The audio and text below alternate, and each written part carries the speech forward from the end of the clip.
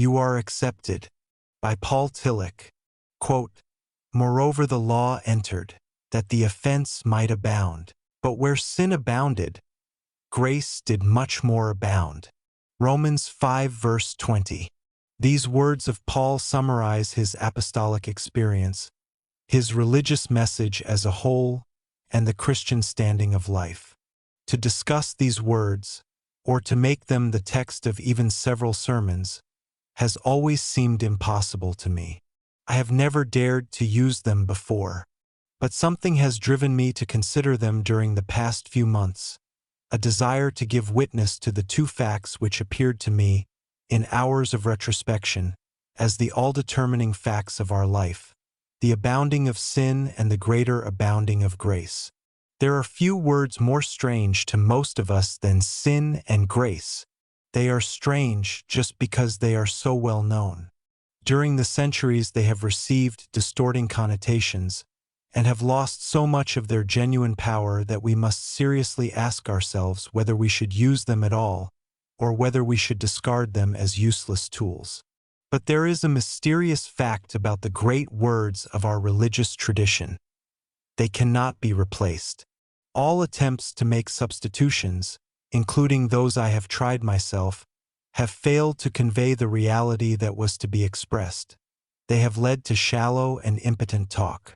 There are no substitutes for words like sin and grace, but there is a way of rediscovering their meaning, the same way that leads us down into the depth of our human existence. In that depth these words were conceived, and there they gained power for all ages. There they must be found again by each generation, and by each of us for himself. Let us therefore try to penetrate the deeper levels of our life, in order to see whether we can discover in them the realities of which our text speaks. Have the men of our time still a feeling of the meaning of sin?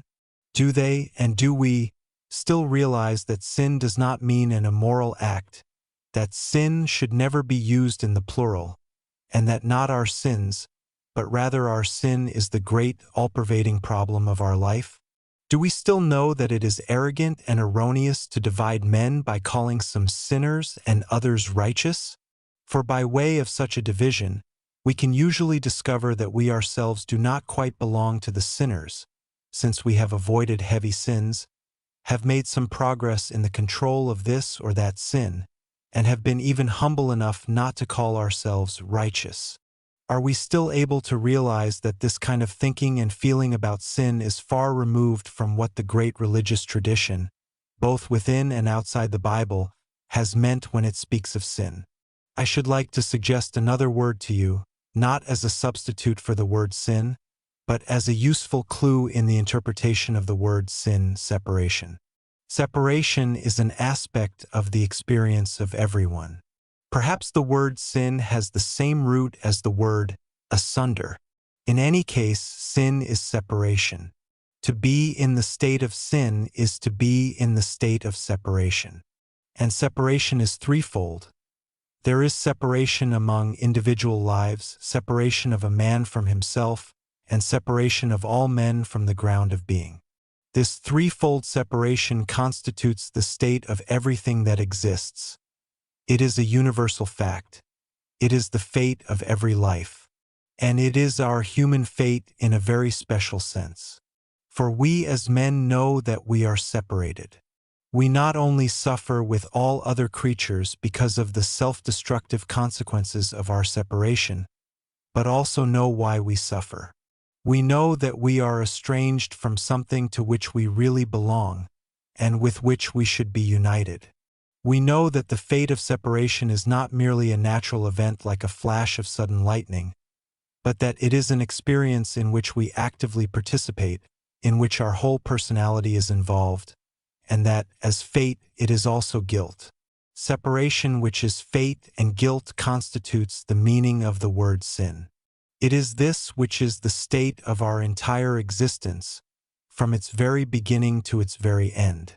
Such separation is prepared in the mother's womb, and before that time, in every preceding generation.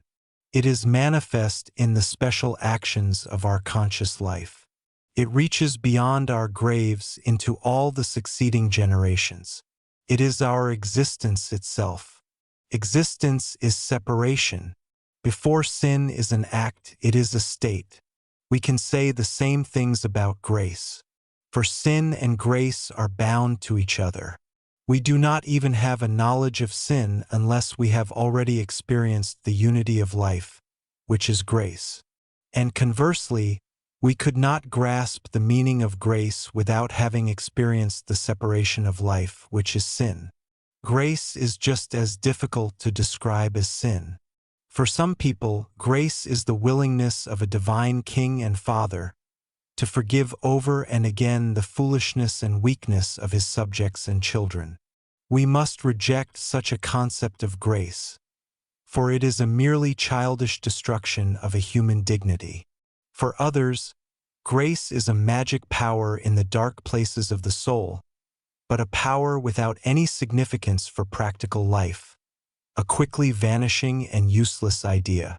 For others, grace is the benevolence that we may find beside the cruelty and destructiveness in life. But then, it does not matter whether we say life goes on, or whether we say there is grace in life. If grace means no more than this, the word should and will disappear. For other people, grace indicates the gifts that one has received from nature or society, and the power to do good things with the help of those gifts. But grace is more than gifts. In grace, something is overcome. Grace occurs in spite of something. Grace occurs in spite of separation and estrangement. Grace is the reunion of life with life, the reconciliation of the self with itself. Grace is the acceptance of that which is rejected. Grace transforms fate into a meaningful destiny. It changes guilt into confidence and courage. There is something triumphant in the word grace. In spite of the abounding of sin, grace abounds much more. And now let us look down into ourselves to discover there the struggle between separation and reunion, between sin and grace, in our relation to others, in our relation to ourselves, and in our relation to the ground and aim of our being. If our souls respond to the description that I intend to give, words like sin and separation, grace and reunion, may have a new meaning for us. But the words themselves are not important. It is the response of the deepest levels of our being that is important. If such a response were to occur among us this moment, we could say that we have known grace. Who has not, at some time, been lonely in the midst of a social event? The feeling of our separation from the rest of life is most acute when we are surrounded by it in noise and talk. We realize then much more than in moments of solitude how strange we are to each other, how estranged life is from life. Each one of us draws back into himself. We cannot penetrate the hidden center of another individual, nor can that individual pass beyond the shroud that covers our own being. Even the greatest love cannot break through the walls of the self. Who has not experienced that disillusionment of all great love? If one were to hurl away his self in complete self-surrender, he would become a nothing without form or strength, a self without self, merely an object of contempt and abuse. Our generation knows more than the generation of our fathers about the hidden hostility in the ground of our souls. Today we know much about the profusive aggressiveness in every being. Today we can confirm what Immanuel Kant, the prophet of human reason and dignity, was honest enough to say: there is something in the misfortune of our best friends which does not displease us. Who amongst us is dishonest enough to deny that this is true also of him? Are we not almost always ready to abuse everybody and everything, although often in a very refined way, for the pleasure of self-elevation, for an occasion for boasting, for a moment of lust? To know that we are ready is to know the meaning of the separation of life from life, and of sin abounding. The most irrevocable expression of the separation of life from life today is the attitude of social groups within nations towards each other, and the attitude of nations themselves towards other nations. The walls of distance, in time and space, have been removed by technical progress. But the walls of estrangement between heart and heart have been incredibly strengthened. The madness of the German Nazis and the cruelty of the lynching mobs in the South provide too easy an excuse for us to turn our thoughts from our own selves. But let us just consider ourselves and what we feel when we read this morning and tonight that in some sections of Europe all children under the age of 3 are sick and dying, or that in some sections of Asia millions without homes are freezing and starving to death. The strangeness of life to life is evident in the strange fact that we can know all this, and yet can live today, this morning, tonight, as though we were completely ignorant. And I refer to the most sensitive people amongst us. In both mankind and nature, life is separated from life. Estrangement prevails among all things that live. Sin abounds. It is important to remember that we are not merely separated from each other, for we are also separated from ourselves. Man against himself is not merely the title of a book, but rather also indicates the rediscovery of an age-old insight. Man is split within himself. Life moves against itself through aggression, hate, and despair. We are wont to condemn self-love, but what we really mean to condemn is contrary to self-love. It is that mixture of selfishness and self-hate that permanently pursues us, that prevents us from loving others, and that prohibits us from losing ourselves in the love with which we are loved eternally. He who is able to love himself is able to love others also. He who has learned to overcome self-contempt has overcome his contempt for others. But the depth of our separation lies in just the fact that we are not capable of a great and merciful divine love towards ourselves. On the contrary, in each of us there is an instinct of self-destruction, which is as strong as our instinct of self-preservation. In our tendency to abuse and destroy others, there is an open or hidden tendency to abuse and to destroy ourselves. Cruelty towards others is always also cruelty towards ourselves. Nothing is more obvious than the split in both our unconscious life and conscious personality. Without the help of modern psychology, Paul expressed the fact in his famous words, "For I do not do the good I desire, but rather the evil that I do not desire." And then he continued in words that might well be the motto of all depth psychology. "Now if I should do what I do not wish to do, it is not I that do it, but rather sin which dwells within me." The apostle sensed a split between his conscious will and his real will, between himself and something strange within and alien to him. He was estranged from himself, and that estrangement he called sin. He also called it a strange law in his limbs, an irresistible compulsion. How often we commit certain acts in perfect consciousness, yet with the shocking sense that we are being controlled by an alien power. That is the experience of the separation of ourselves from ourselves, which is to say, sin, whether or not we like to use that word. Thus, the state of our whole life is estrangement from others and ourselves, because we are estranged from the ground of our being, because we are estranged from the origin and aim of our life, and we do not know where we have come from or where we are going. We are separated from the mystery, the depth, and the greatness of our existence. We hear the voice of that depth, but our ears are closed. We feel that something radical, total, and unconditioned is demanded of us, but we rebel against it, try to escape its urgency, and will not accept its promise. We cannot escape, however. If that something is the ground of our being, we are bound to it for all eternity, just as we are bound to ourselves and to all other life. We always remain in the power of that from which we are estranged. That fact brings us to the ultimate depth of sin. Separated and yet bound, estranged and yet belonging, destroyed and yet preserved, the state which is called despair. Despair means that there is no escape. Despair is the sickness unto death. But the terrible thing about the sickness of despair is that we cannot be released, not even through open or hidden suicide. For we all know that we are bound eternally and inescapably to the ground of our being. The abyss of separation is not always visible, but it has become more visible to our generation than to the preceding generations, because of our feeling of meaninglessness, emptiness, doubt, and cynicism, all expressions of despair, of our separation from the roots and the meaning of our life.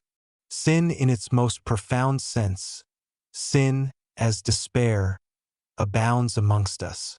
Where sin abounded, grace did much more abound, says Paul in the same letter in which he describes the unimaginable power of separation and self-destruction within society and the individual soul. He does not say these words because sentimental interests demand a happy ending for everything tragic. He says them because they describe the most overwhelming and determining experience of his life.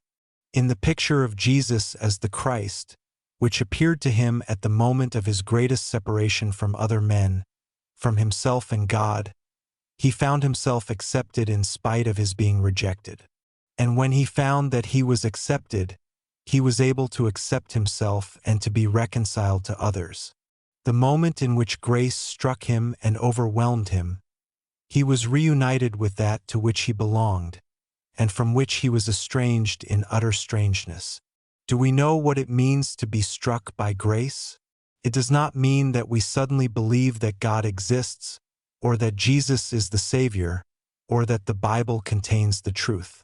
To believe that something is almost contrary to the meaning of grace. Furthermore, grace does not mean simply that we are making progress in our moral self-control, in our fight against special faults, and in our relationships to men and to society. Moral progress may be a fruit of grace, but it is not grace itself, and it can even prevent us from receiving grace. For there is too often a graceless acceptance of Christian doctrines and a graceless battle against the structures of evil in our personalities. Such a graceless relation to God may lead us by necessity either to arrogance or to despair. It would be better to refuse God and the Christ and the Bible than to accept them without grace. For if we accept without grace, we do so in the state of separation, and can only succeed in deepening the separation. We cannot transform our lives unless we allow them to be transformed by that stroke of grace. It happens, or it does not happen. And certainly it does not happen if we try to force it upon ourselves, just as it shall not happen so long as we think, in our self-complacency, that we have no need of it. Grace strikes us when we are in great pain and restlessness. It strikes us when we walk through the dark valley of a meaningless and empty life. It strikes us when we feel that our separation is deeper than usual, because we have violated another life, a life which we loved, or from which we were estranged. It strikes us when our disgust for our own being, our indifference, our weakness, our hostility, and our lack of direction and composure have become intolerable to us. It strikes us when, year after year, the longed-for perfection of life does not appear, when the old compulsions reign within us as they have for decades, when despair destroys all joy and courage. Sometimes at that moment a wave of light breaks into our darkness, and it is as though a voice were saying, "You are accepted. You are accepted, accepted by that which is greater than you, and the name of which you do not know. Do not ask for the name now. Perhaps you will find it later. Do not try to do anything now. Perhaps later you will do much. Do not seek for anything. Do not perform anything. Do not intend anything. Simply accept the fact that you are accepted. If that happens to us, we experience grace. After such an experience, we may not be better than before, and we may not believe more than before, but everything is transformed. In that moment, grace conquers sin, and reconciliation bridges the gulf of estrangement. And nothing is demanded of this experience, no religious or moral or intellectual presupposition, nothing but acceptance. In the light of this grace, we perceive the power of grace in our relation to others and to ourselves. We experience the grace of being able to look frankly into the eyes of another, the miraculous grace of reunion of life with life. We experience the grace of understanding each other's words. We understand not merely the literal meaning of the words, but also that which lies behind them, even when they are harsh or angry. For even then there is a longing to break through the walls of separation. We experience the grace of being able to accept the life of another, even if it be hostile and harmful to us, for through grace we know that it belongs to the same ground to which we belong, and by which we have been accepted. We experience the grace which is able to overcome the tragic separation of the sexes, of the generations, of the nations, of the races, and even the utter strangeness between man and nature. Sometimes grace appears in all these separations to reunite us with those to whom we belong. For life belonged to life, and in the light of this grace we perceive the power of grace in our relation to ourselves. We experience moments in which we accept ourselves, because we feel that we have been accepted by that which is greater than we. If only more such moments were given to us, for it is such moments that make us love our life, that make us accept ourselves, not in our goodness and self-complacency, but in our certainty of the eternal meaning of our life. We cannot force ourselves to accept ourselves. We cannot compel anyone to accept himself. But sometimes it happens that we receive the power to say yes to ourselves, that peace enters into us and makes us whole, that self-hate and self-contempt disappear, and that our self is reunited with itself. Then we can say that grace has come upon us. Sin and grace are strange words, but they are not strange things. We find them whenever we look into ourselves with searching eyes and longing hearts. They determine our life. They abound within us and in all of life. May grace more abound within us.